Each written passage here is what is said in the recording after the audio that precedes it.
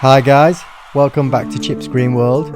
This is just a quick update to show you how the rescue mission of the Azalea went. So let me quickly just run you through the steps. We lifted it, we put it in a special mixture, we repotted it, and then we give it a good prune back to half the size.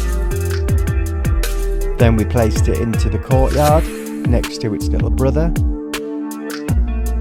hoping it'll pick up some tips on how to behave. And 4 weeks later, from this to this.